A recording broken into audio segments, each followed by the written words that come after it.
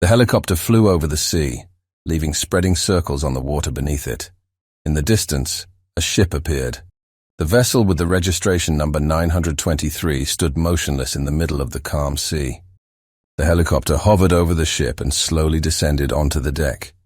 It was a giant cruise liner whose crew had been out of contact for a day. When the captain last contacted, he reported that the ship was shaking on the waves, but there was no reason for concern.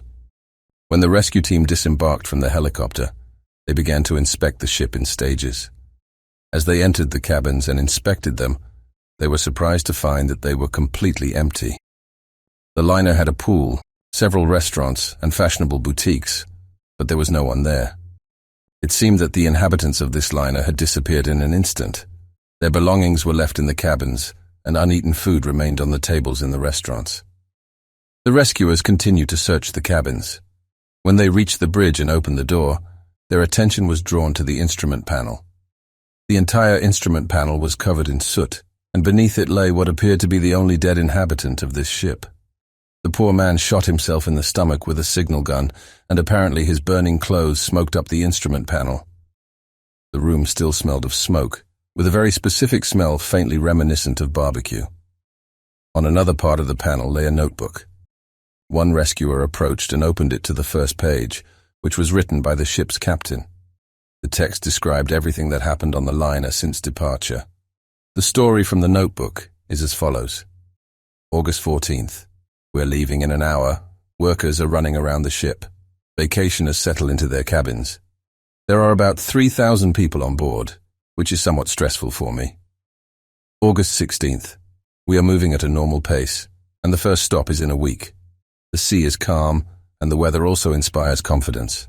Passengers enjoy their vacation and all the entertainment on board. August 17th. By evening, the weather deteriorated. The sky was overcast. We got into shaking. I have experienced this dozens of times before, and there was no reason for concern. I reported it to the shore just in case. I can't sleep tonight. The ship is still rocking on the waves. I'm lying in my cabin listening to music to help me fall asleep. August 18th. Last night I could hardly close my eyes, feeling depressed. Today's incident was very surprising. A woman came to the head of security, reporting that her husband was missing. We announced it over the loudspeaker, but no one showed up. Security began reviewing the surveillance camera footage. On one of them, a young man was seen leaving his cabin, walking down the hallway, and turning towards the stairs. The strangest thing was that the camera on the stairs stopped working for some time. The man did not appear on the cameras from the next floors. It was as if he disappeared into thin air on the stairs. The head of security took a few people with him and went to that spot, but apparently found nothing indicating the missing passenger. The head of security came to me and reported what had happened. I decided to report it to the shore immediately, but communication somehow stopped working. After that, there were reports from other people. Dozens of people disappeared just as mysteriously as that young man. Panic spread among the cruise liner's passengers. Someone took advantage of the situation and began looting the boutiques. When security went down to the engine room, they found a whole pile of bodies behind one of the hermetic doors, piled on top of each other. There were at least 4 cabins strewn with corpses like this.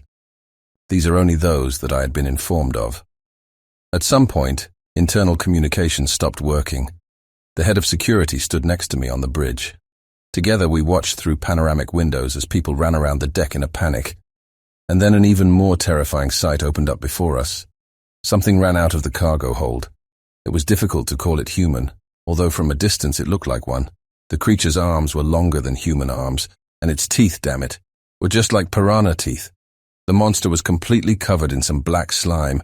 This creature ran around the deck and dragged people away, sinking its teeth into them, and then returned again and again to repeat the process.